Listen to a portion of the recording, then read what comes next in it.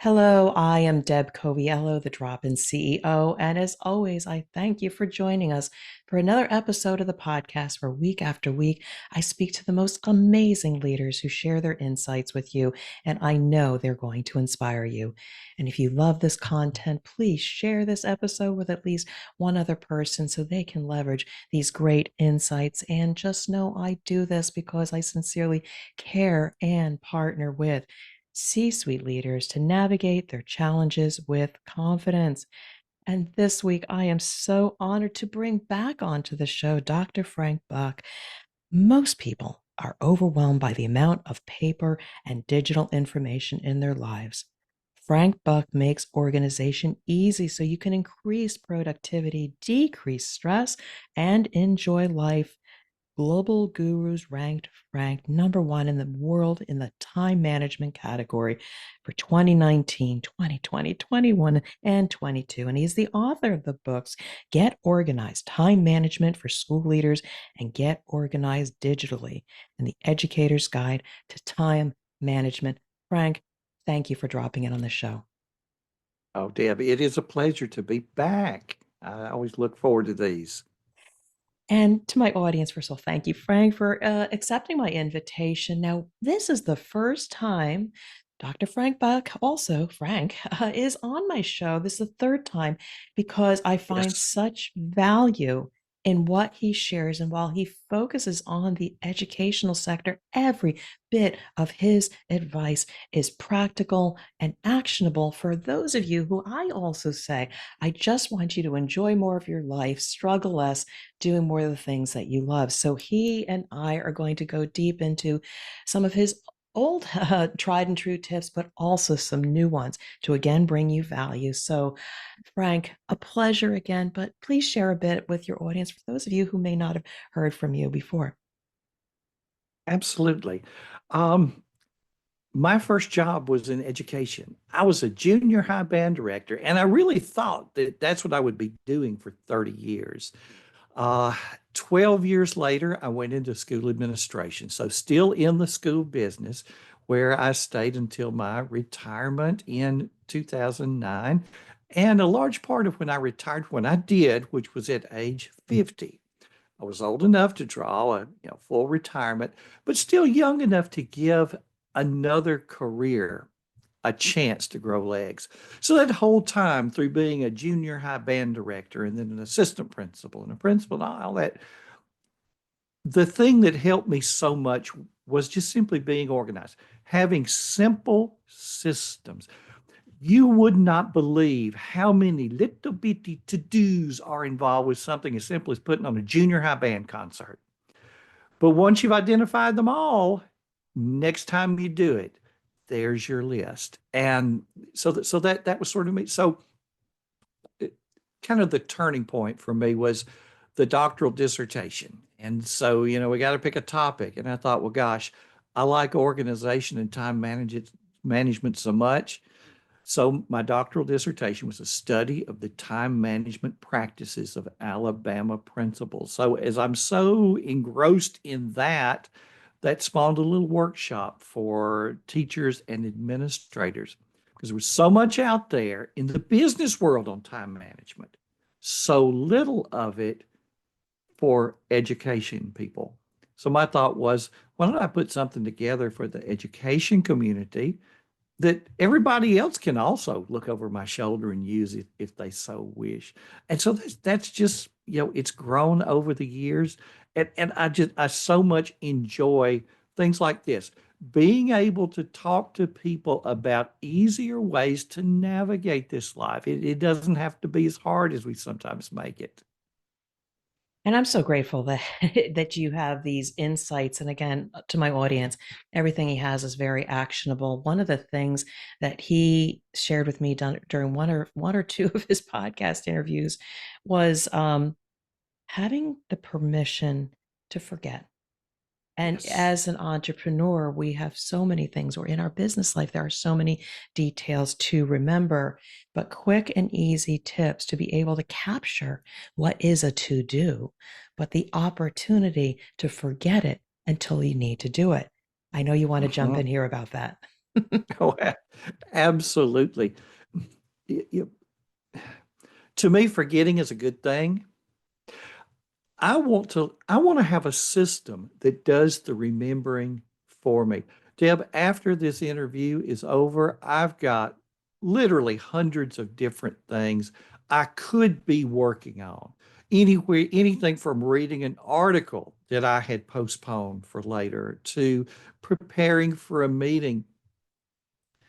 But the only thing I'm thinking about right now is this interview. I can be 100% right here because the other 99.99999% is somewhere else. So it's not like we're in the meeting, but my mind is somewhere else thinking about, oh gosh, don't forget this, don't forget this. Have a system, put it in the system, work the system, and relax. Some people learn that early in life, and some people never learn it. But those who are well into adulthood, and a lot of it are the CEOs, those people who have been able to move up the ladder, and what they had worked okay, but then at some point they hit the brick wall that there's too much, and they go, help. But when they find the system, when they're introduced to a good system, it's life changing. And so, again, thank you for that, Frank. My big takeaway for anybody out there is I'm sure you could Google it. I am sure there are YouTube videos out there. Find something, whether it's just a post it note, virtual post it Yeah. notes, whatever it is. Mhm. Find something, talk to some smart people around you. They look like they Yeah. got it together. How do they get organized? Or might I say, Right. Yeah. contact Frank or contact Yeah. Deb. I'm using some of his insights so I can do more Exactly. with And less. like Yeah. for me, having a digital task list, I use Remember the Milk, but there are a lot of good ones out there. There's Todoist, there's Asana, there's Tick Tick, uh, not TikTok, but Tick Tick, totally different. So not the, not the social media thing.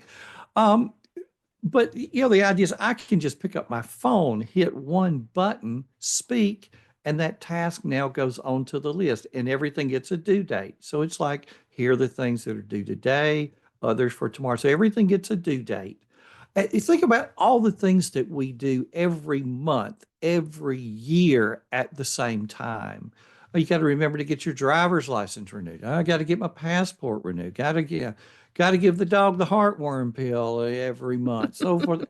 How do you keep up with changing the air filter at home? Most people change the air filter when they have to call the repairman because the thing isn't working.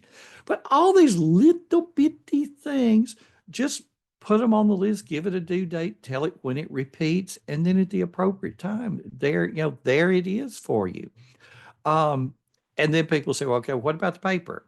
All right, so I use an old business tool called the Tickler file. Learned it from my dad when I was like 8 years old, where you just have 31 folders, one for each day of the month, and then 12 more folders behind that, January, February, March. So when paperwork comes your way, and it could even be little something you jotted on a post-it note that you need to see 2 weeks from Thursday, drop it in the appropriate folder and you earn the right to forget about it. So, tickets to the concert. Well, what do I do with them between now and the day of the concert? Well, drop it in the Tickler file. Oh, here's an invitation to a party and here are the driving directions for how to get there. Drop it in the Tickler file for the day of the party and then there are the driving directions. So, so my desk is clean. And, it just amazed my other principal friends. Frank, where's the paper? Your desk looks like a furniture store. Well, that's because it's all in the Tickler file and it's going to pop up when I need it. And so, by the way, for those of you who are catching this on the YouTube channel, Frank has a beautifully clean, gorgeous desk both next to him. Credenza's Yeah. great. It is clean, pristine, and I envy that. But just a quick question. You said Remember the Milk. That's an actual app, Remember the Milk? Rememberthemilk.com. Oh my God, And that's they funny. even have a robust free account. And then so you just rememberthemilk.com, create a free account, just email address and password, and then download the companion app, which is also free. log in with the same credentials, and everything syncs back and forth. So when you get up from your to-do list, you've got it on your phone. And when you're out and about and you're adding it on your phone, it's there in front of you when you get back to your office and you're looking at it on the screen. So Could before we not, could not live without it. Yeah, and I love cool tools. So, what I want to do is just before we get into some new topics with Frank, I just want to share with everybody that not only do I value what Frank has to say, but he has been my number two promoter of the podcast. He has the number two number of downloads for the podcast interviews, both the first one we had, and he's pretty near the top, I think, in the top 10 with the second one. He has been a generous promoter of anybody that wants to have a conversation with him. I just Yes. want to say, first of all, Frank, thank you for being so generous and kind and spreading the word, not only mine, but yours as well. Well, thank you. It's a pleasure. And really, it's for the people out there. You know, you and I are, I mean, this is good stuff, but the person who doesn't hear it, they're missing out.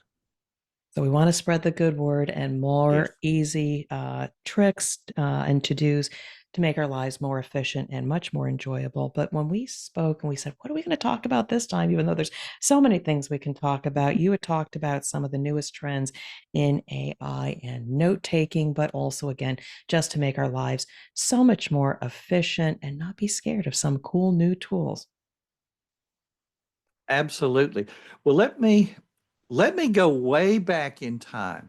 So to put us all at ease, back when I was much younger in the early 90s, and I'm a young school administrator, and you got lots of phone calls coming in. You've got lots of meetings with parents, and you're responsible for what's being said. Well, where do you take those notes? How do you get back to them later? And so back then, anybody who was anybody had their Franklin planner or their day timer. That 2 page per day, left hand page, there are your appointments and your to dos. And that blank right hand page was gold. I used it a long time before I was taught how to really use it. That blank right hand page was the place to jot down anything, notes from phone calls, notes from one-on-one meetings. It all went there. And then you just move on. At the end of the day, you read what you wrote. What do I need to do about these things? And then you're putting things on your calendar and your to-do list and so forth. And you wrote those notes neatly because there was your permanent record that 2 weeks later, when you met with someone as a follow up to the conference you and them had that day. So, CEOs, you're meeting with a direct report and you're going over some things with them and you're taking those copious notes. And 2 weeks later, you meet with them again. How do you get back to the notes as far as who promised they would do what when? Well, your day timer, it referenced you back to the date you talked with them again.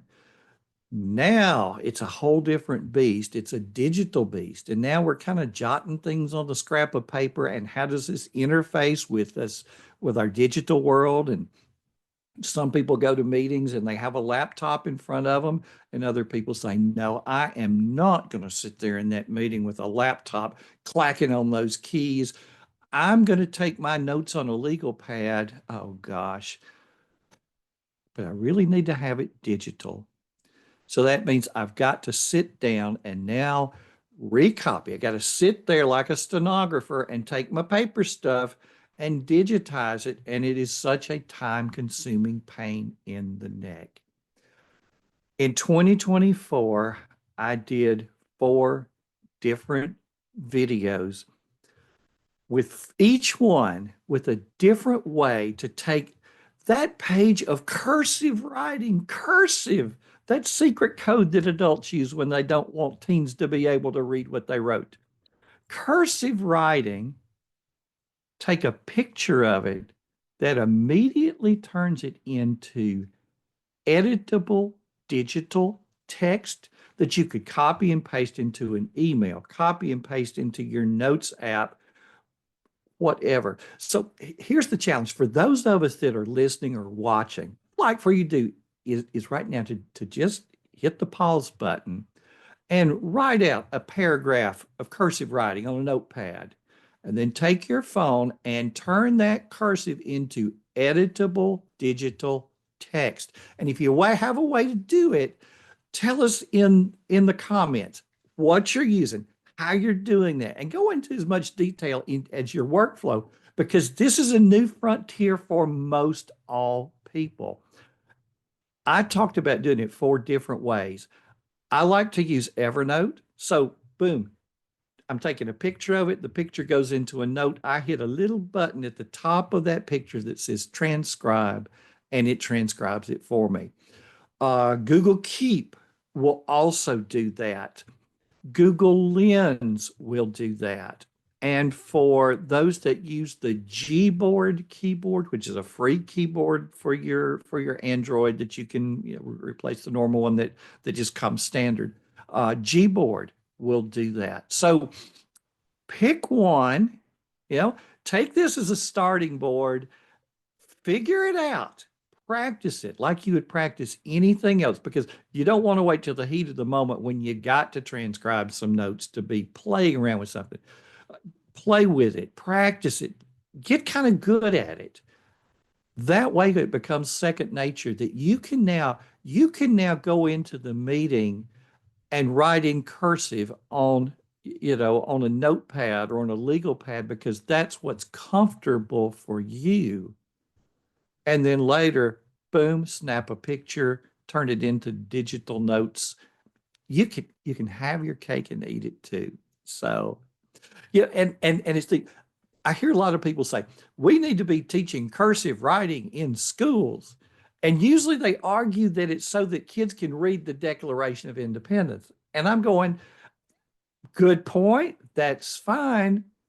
But let's look more to the future.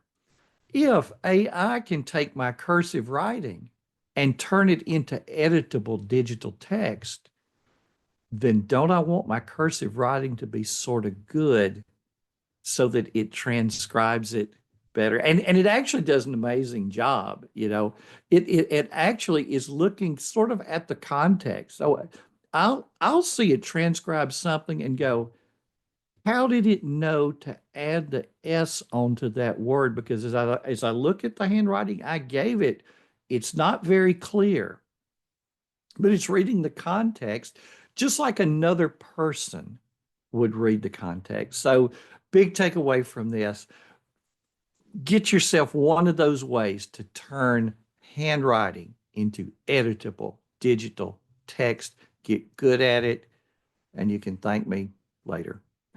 And thank you, Frank, because again, you provide a solution to meet people where they're at. If they are still comfortable doing handwritten notes and again being present more than clacking on a keyboard, you have found a way to celebrate who they are, and they don't have to change. They just need to bolt on another tool to what they're already doing well, and then let the efficiency go. Uh-huh. Curious. I got terrible handwriting. I write in block lettering because I took drafting, which was Yeah. the precursor to architecture, and because I don't like my cursive writing. But how Mhm. is it then with, okay, assuming I write in complete sentences, regular handwriting, not cursive, how have you found Sure. those apt to respond to that? Oh, oh, yeah, beautifully. So if you're printing, Mhm. it's going to do a great job there, because actually it's going to be probably easier to read than the cursive. And and one thing I haven't thought about, Mhm. like you meant block letters. So like, are all of your letters capital letters? Depending, okay, what I would say is if I'm scribbling fast, it is, upper and lower case. But when I'm trying to maybe write a post-it note or a sign and I want people to really understand, it is mostly all capital block letters. Yeah. And so I know a lot of people that they print, but all of the letters are capital letters, and those that are truly capital, the first word in the sentence will just be taller. So the other letters, they are shorter, but they are in essence capital letters. So what's AI going to do with that on the transcription? And I haven't tried that, but my suspicion is going to be that it will do it in proper case, that it will capitalize what should be capitalized. It'll see a day of the week and know it is supposed to be capitalized. Things that you wouldn't normally it'll make those lowercase letters. And even if it didn't, I know you could very easily take the output and go to Chat GPT and say, I'm going to give you some text. Please reformat this into proper case. Here's my text. Paste. Boom. And yeah, that's an easy one for it.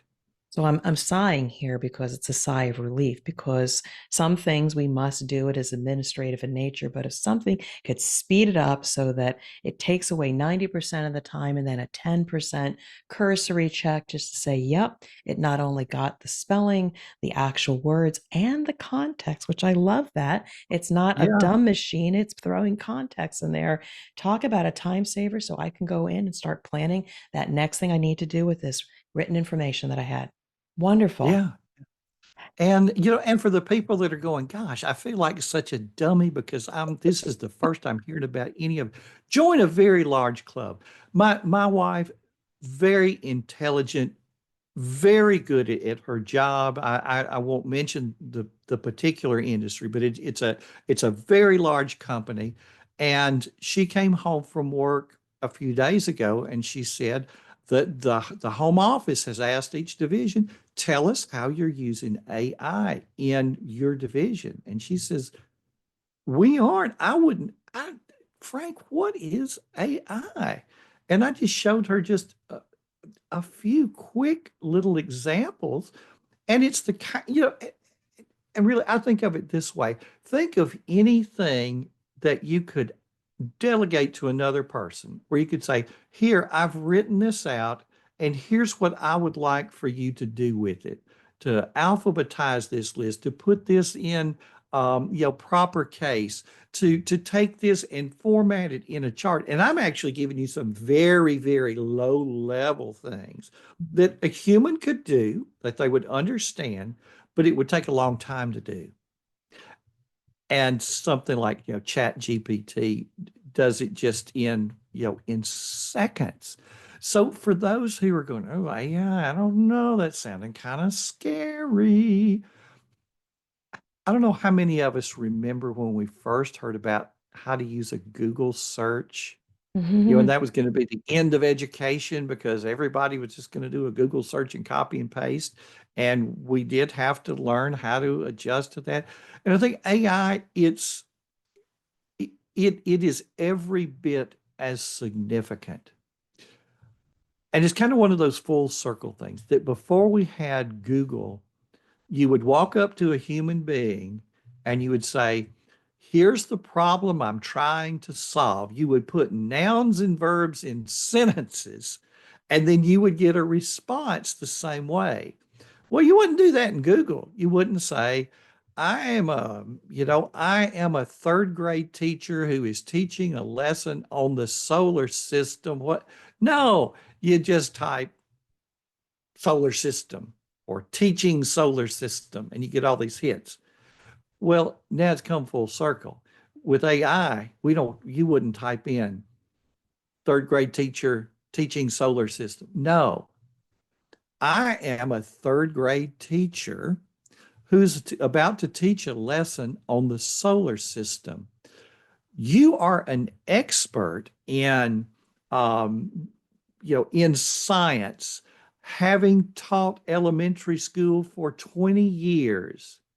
Can you give me a good lesson plan for how to introduce the solar system? And just type that sucker out just like that and stand back and let it go.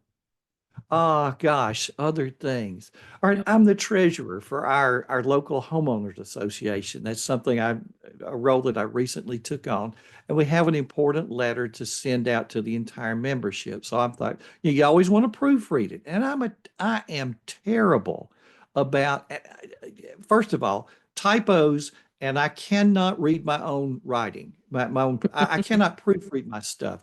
My eyes see what my brain meant to say, not what not what I really wrote. And so if I highlight, I've got a little browser extension where I can highlight stuff and it'll read it back to me. That has helped immensely. But if it's lengthy, I've got to sit there and listen to the whole thing. I can copy and paste, and the one I like for writing is one called Claude. It's like Chat GPT, but it's Claude. I just use the free version. I say, we are preparing a letter to go out to our homeowners association members to let them know about blah. Mhm. Could you please proofread this for me? Help me with any errors you find and give me suggestions for how to make this letter better. I'd like to keep the tone friendly and keep it to about a page. You can give it, here's my draft. Boom. And it says, here's my suggested revisions. Here are the things I changed. I corrected the spelling on this word and this word. I really like how you emphasize this. It's even telling you the things that it liked about it. And I revised the closing paragraph to make it more concise and reduce. You had already used this sentence earlier, so when you came back with this Mhm. same exact sentence later, I changed that so that it wouldn't be redundant.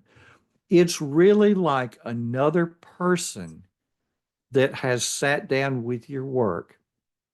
And what's And one of the little secrets when you're using AI is a role. You know, I am, I want you to act as. So it could be, I am applying for a job as an accountant at a large firm that specializes in da. I want you to act as the interviewer with 20 years experience as an accountant. Ask me some questions that, basically ask me questions. And then you could go so far as to say, after each question, I will respond, and then I would like you to evaluate my answer before going to the next what is this question. called again? Claude, you said? Well, Claude is the one that I use for writing, Right. but I think the best place to start is Chat GPT because Got it. All that's right. the one that's going to be familiar, the most familiar right now. I mean, we're under 3 years of any of us knowing about it. It has come that far in that short amount of time. Of course, you and I both produce content. A lot. Obviously, Yeah. um, I do a piece of content every week that's a blog post and it's a YouTube video and it's a podcast and it's a newspaper column. So I sit down and I write the script, yes.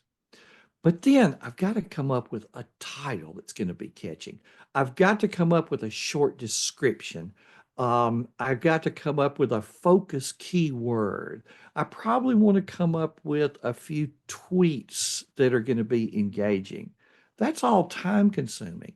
But I can go to ChatGPT or to Claude or to go to Gemini, which is Google's version of this, and say, I have a draft for a piece of content. Could you help me craft?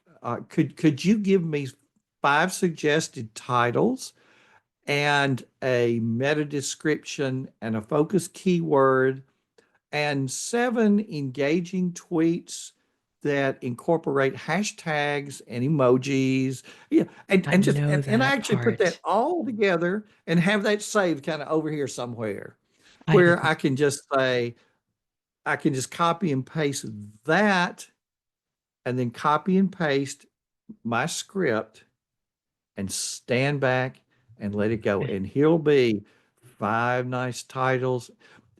So I could do all of that on my own, but it is so time consuming. Okay. So here's a reason why I bring Frank on the show.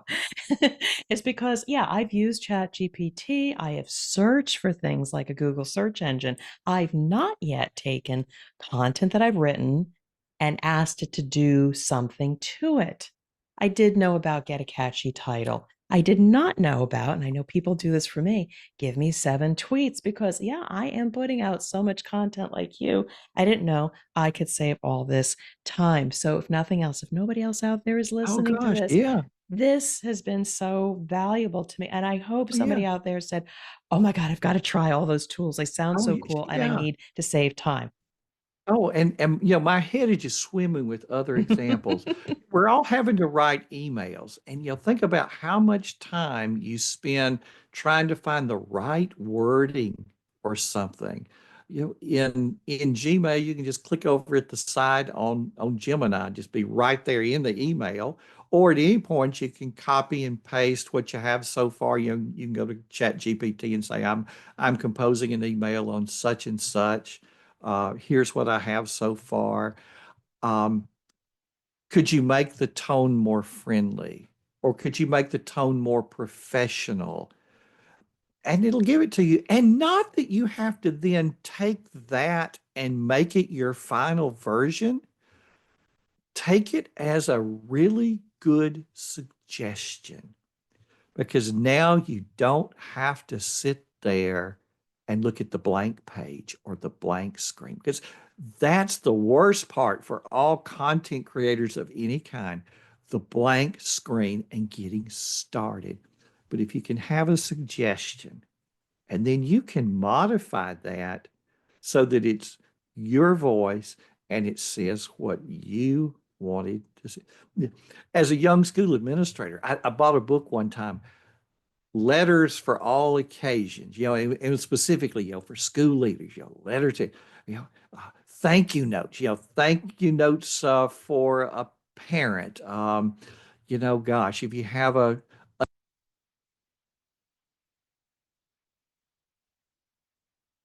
did, did my audio cut out? Yes, restart what you were saying. So you were starting to talk about thank you notes. So start that thought again, Liz. He's going to restart his statement. So go ahead. So in that book, sample thank you notes. And, and so it was okay back then for us to have a reference that got us away from the blank page, and then we didn't copy those verbatim. We modified it and gave it our voice. This is the same thing, only it's easier, and it's sitting there for free for us. So this is not the end of our conversation. I cannot wait to go off and try some of these things. I'm going to talk to you when we're done with this recording. But to my audience, Frank is, first of all, he's just a great storyteller. But these are tried and true tips that, again, all he and I want for you out there is to spend less time doing things that you shouldn't, have the opportunity and permission to forget things, knowing that things in your systems can remind you when to do certain things, and just know there are faster, easier, and possibly better ways to get the mundane work and just make it fantastic. So I am going to bring this to a close, but I encourage everybody out there to consider connecting with Frank, looking at his work, because it is going to be time well spent. But Frank, any last words you want to share with the audience? Please come over to my website, frankbuck.org. Get on the email list. First thing you do, just get on the email list. You'll see a link right there on the homepage, and I'm going to send you 2 free gifts. The first one is going to show you how to get your desk clean with the Tickler file. The second one is going to show you how I have Remember the Milk set up so that you can just go through and save yourself tons of time. There are plenty of videos, blog posts. It's a treasure trove. And then once a week, you hear from me with things that I think are going to make your life better. And again, frankbuck.org. and that is why we brought back Dr. Frank Buck, Frank Buck at .org onto the show because he provides so much value.